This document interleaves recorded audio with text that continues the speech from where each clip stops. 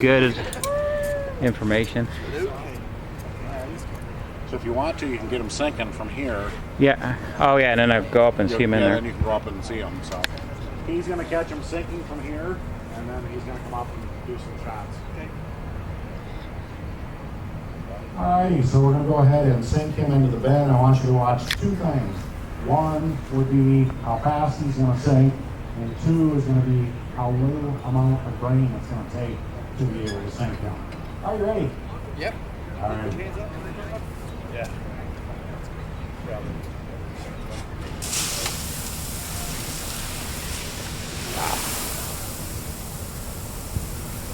How we doing, Ron?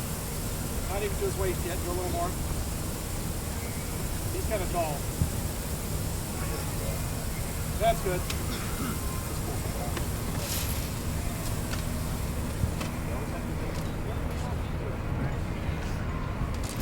Alrighty, so if you want to head up, you can.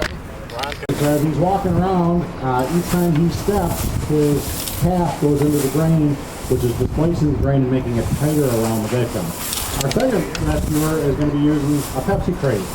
Okay, and we could also use the plywood and different things like that. He's going to step on top of that, which is going to keep his feet above the grain. Therefore, it's going to take the weight and distribute it better, and our victim's going to barely feel him get in. So, they're going to start handing the rescue tube in, which is going to be a copper dam around the victim. And as they're doing that, let's talk about the four main ways that people get trapped in grain dumps. Okay?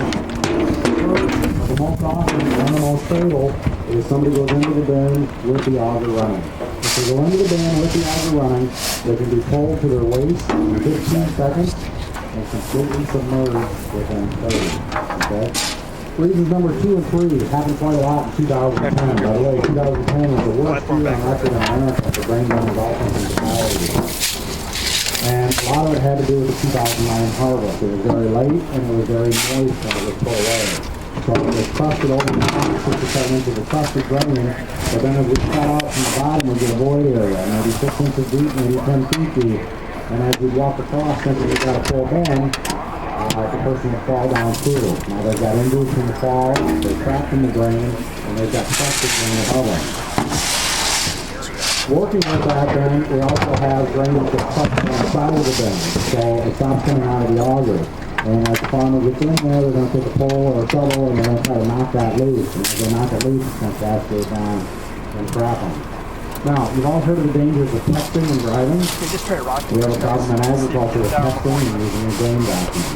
Okay, because if they're using the grain vacuum and they get a test method and they pull that out, they're going to take the hose and get the grain with their teeth the whole time that they're reading and responding to that test. So they got the tube around it now, around the victim, and what they're going to do is they're going to use their body weight to actually take the rescue tube and sink it down around them. Then we're going to start to remove corn from the inside there. As we remove corn from the inside, that's going to make it easier for the tube to be able to sink down around. Now, if our victim's conscious and we've built that copper dam around them, no matter if the grain is in there at this angle, if the grain starts to slide, it's going to hit the rescue tube and go around the side and not cover up our victims. Okay? So we're going to start scooping. We're going to start with the standard $5 grain scoop. And if our victim is conscious, they're going to be able to start scooping. Now, if I was to go from the belly button to the knee on there with just a grain scoop, it's probably going to take somewhere between 12 and 16 minutes to make that happen. Okay? And our victim has to be conscious.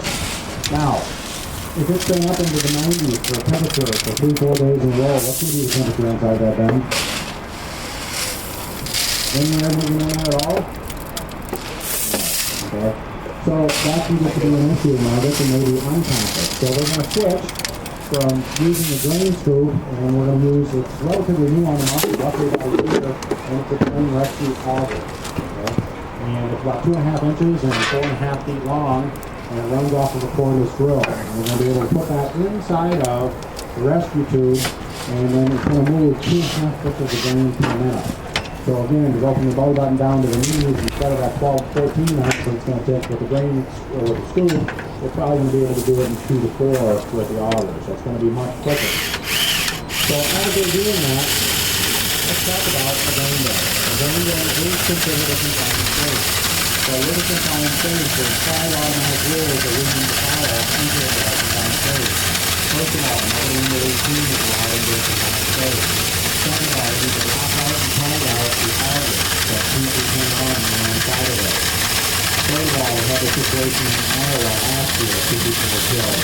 We need to do air quality sampling. They had fire in the dome the day before, and as they were going in to check the damage, fire had used all the available oxygen in the confined space, and it left behind the 500 degrees carbon monoxide inside of it, so there was no breathable airflow.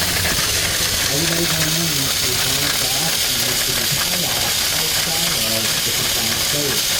And then number 5 is 70 degrees, stepping back off, and then it's entering the confined space and going in, and it's people can die. It's entering the confined space, and then a reliable witness outside, the only job is the occupation inside. So not to get out the phone and be on Facebook and see what's going on, but to be looking at the person inside and seeing if there's problems. If there is problems, that person's job is not to go inside often. Their job is to call out, or to call for emergency services. In America, 60% of the people who die in confined spaces will be rescued. Okay? So we want to call back and call for the fire department to be able to do that. So they've augered down as far as they could, and now they're going to, again, sink it down farther. And as you can see, by using their body weight on there, they dropped the tube another 6 inches. So it's a gain of inches.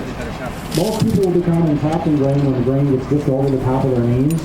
Most people will be able to get themselves loose when the grain gets just down below their knees. So that's it, the target area that we're looking for. Average grain demolition time in America from the time the fire department gets on scene is 3.5 hours. Okay? So this is going to be a marathon event. And what we're talking about so far is the victim that's going trapped onto their waist. What happens if they go down underneath the grain? Is that an automatic death sentence? The answer to that is no. Is there breathable air in that top grain? Yeah. We are floating grain. But does it have a mouth and a nose? Yes. Does it have lungs and whiskers? Yes. So I can rat lick on the grain in the human penis. And the answer to that is society or nostril. Okay? A rat nostril can't pull in sodium or a fan kernel or high skin. And what's that automatic response of the human if we plug the nose? Right? Okay? Now, you may not know what the each and every breath that you're taking today, you're humidifying your areas of breathing. So what happens if we get that corn kernel moist? It's going to swell up and it's going to pop the airway.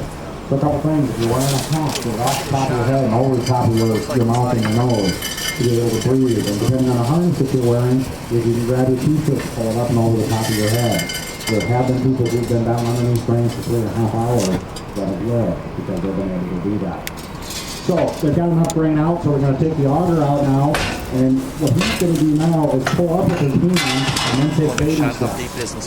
And he's going to pull himself up and out of the grain.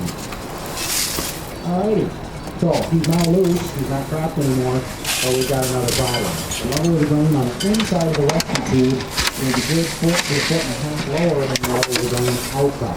So if we open up one of those canals to get him loose, the grain's going to flow back in like the auger and recycle him. So there's stairs in there. What we're going to do is have him put his foot on his left and the right stairs, and then we're going to pull out the center panel, and as the grain flows back in, it's not going to recycle. Okay? So he's going to come down, we're going to chat a little bit, but in the meantime, I'd like to talk to you about TPO stations. So TPOs on tractors are spinning either 540 revolutions per minute or 1,000 revolutions per minute. And there's a safety shield which will spin independently on that. Okay? If the safety shield's not there, then the knuckle is exposed. Okay? So if I have a jacket with a drawstring on there, and I cover all the pads, and I wrap them around my neck, and it comes in contact with that when it's spinning, you can see here there's 4 revolutions. It's going to come down to where it's going to want soaking. And that's when it's going to do is it's going to flip, move over, and try to push me through between the CPO and the drawbar. Now, am I going to fit through there? No. Hey, call me that. Early in the morning already? Okay. What is the tractor going to stall if I get caught in it? The answer to that's no. So it's going to try to fit me through this area 1,000 times a minute. And the machine is going to get in. Okay? So Can I borrow you for a second?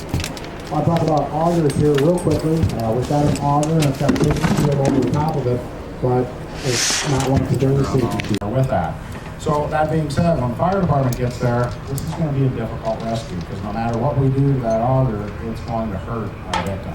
Okay? A couple things. If our auger is either 50 feet or 100 feet, I've got a lot of product and a lot of weight on top here that I'm going to need to work with.